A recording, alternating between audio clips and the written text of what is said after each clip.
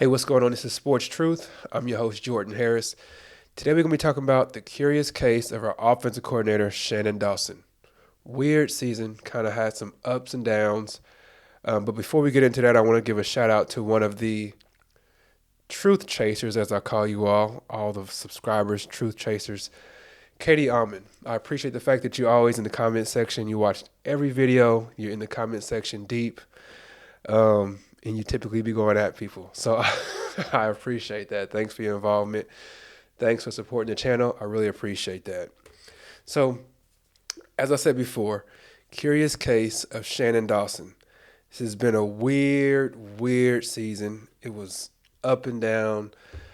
I would say like a roller coaster, but it really wasn't like a roller coaster because there wasn't multiple ups and downs. It basically was up, and then from then on, it was just all down as far as if you ask me. So, weird season, but let's start from the beginning, okay? Let's just work our way through this whole process. I got a quick little video clip to show you all, just to show you some of what I believe Shannon Dawson can do because he's done it before. So we'll talk about that.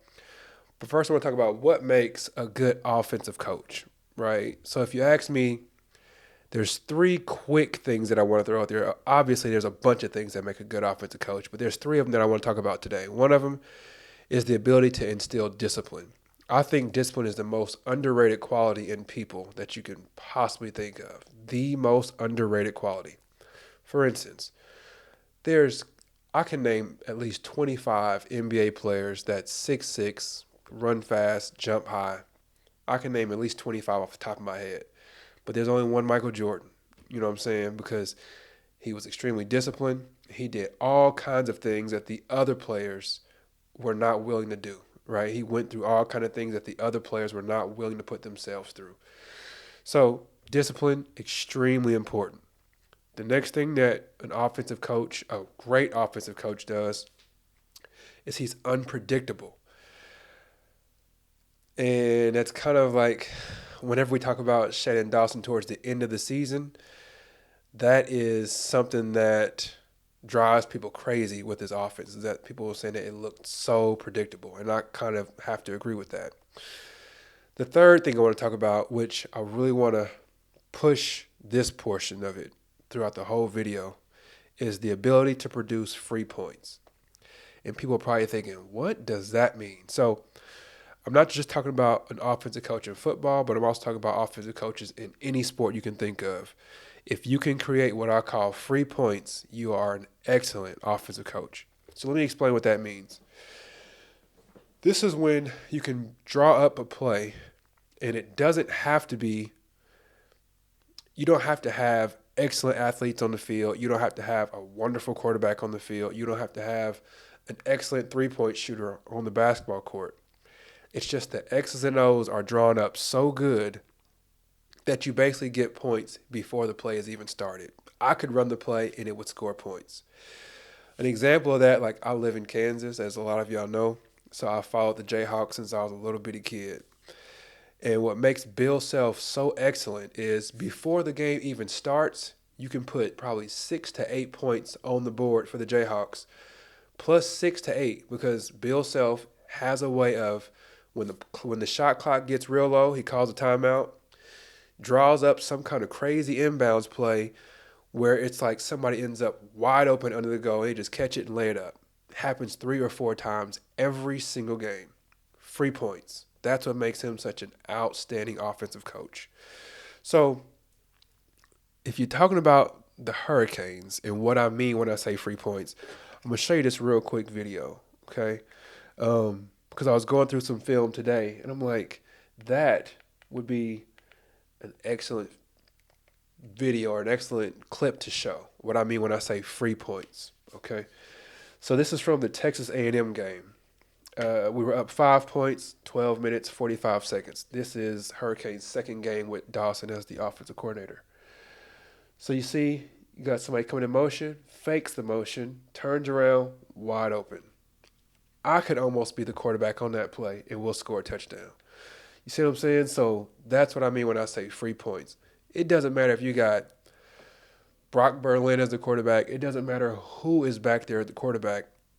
those are going to be, that play right there is going to result in 6 points almost every time because the X's and O's are so excellent on this play. I'm going to play it one more time, but what I want you to focus on this time is the reaction from the sideline. Okay? So you got the action before play, and you got a wide open touchdown. Now let's look at the reaction from the sideline. You see all that? That is excitement from getting rid of the last offensive coordinator, Josh Gaddis, and bringing in this guy, second game of the season. Everybody's excited because he was calling a heck of a game. And I hope that y'all go back and look at that Texas A&M game, and you'll see they didn't just score a bunch of points just because they scored a bunch of points. He called an excellent game. He had the defense so unbalanced. I couldn't tell what they were going to do. Excellent play calling. So let's get back to the list. Okay, so I do believe that Shannon Dawson started out calling excellent plays, keeping people off balance. I think that he started off instilling discipline where penalties were pretty low. He was unpredictable, and obviously he was giving free points, right? We saw that. But for whatever reason, throughout the season, those three things just went away. And it was pretty much after the Temple game. But that's part of why I'm saying the curious case, because I can't really put my finger on what happened. But let's just go through some of the stuff, okay? So he lost creativity, right? So if you look at the Miami-Ohio game, we scored 38 points. You look at Texas A&M, 48 points. And you can say these teams aren't that good if you want to, but Texas A&M is extremely talented. They got talent everywhere, and they scored 48 points on them. Then we went to Bethune-Cookman. I'm not even going to count that game. I'm not even going to tell you how many points we scored on that because that doesn't really matter. God bless Bethune-Cookman, though. But anyway, Temple, 41 points. Then we got to Georgia Tech, and we scored 20 points that game.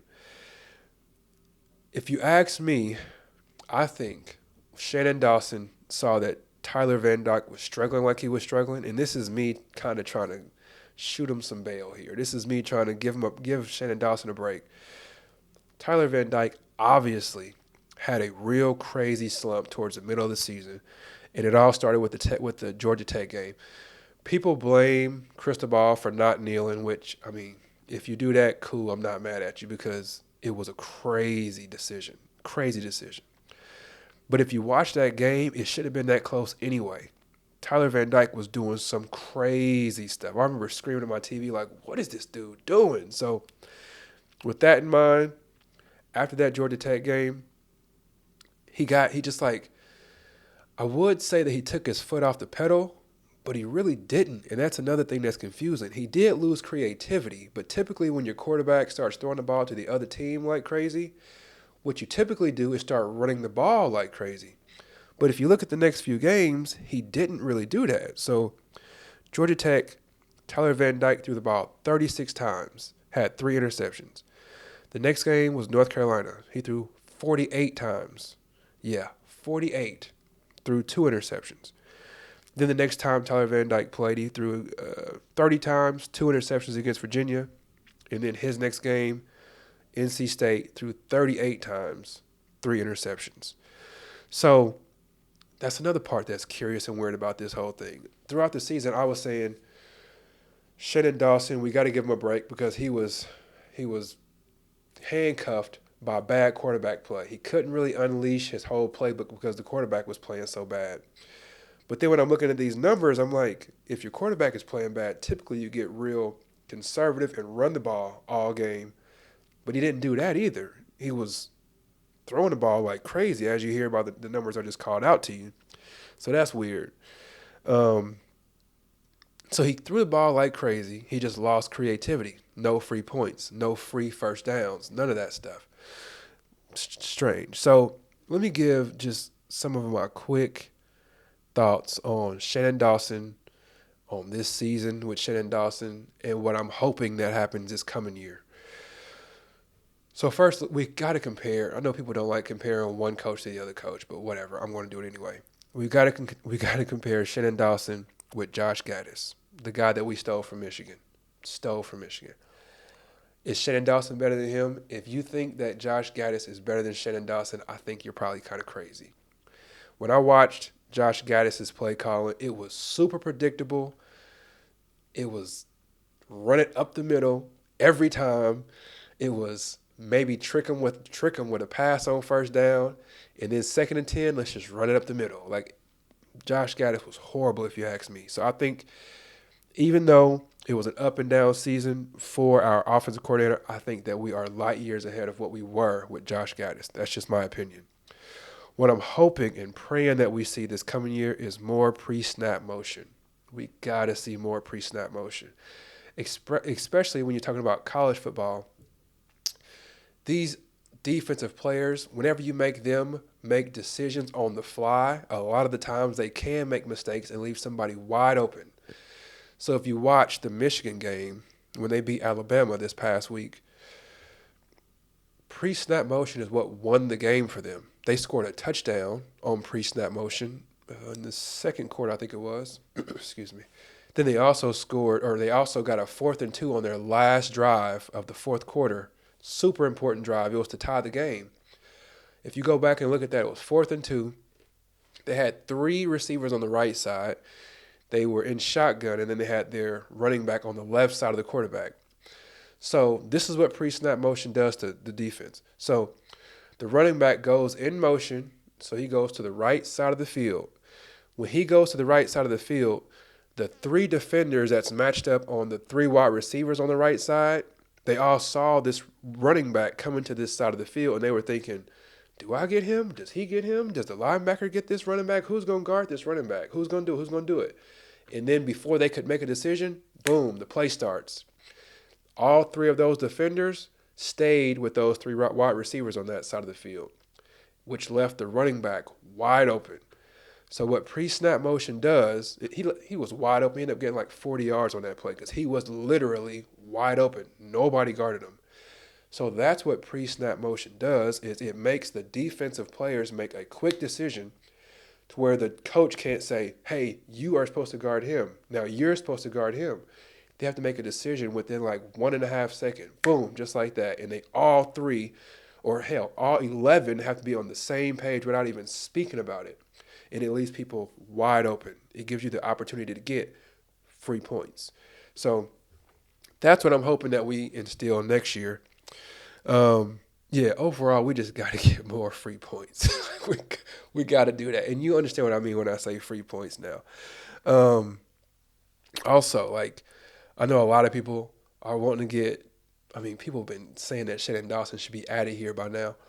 But as far as I'm concerned, like, those first 4 games, first 4.5 games maybe, Shannon Dawson showed me what he can do. He showed me that he loves to throw the ball, and he showed me that he can be creative, and he showed me that he can spread out the defense to where everybody on the defensive end has to be accountable of what they're doing, or there's going to be a receiver that's wide open in a certain area of the field. We saw that in the first 4 games.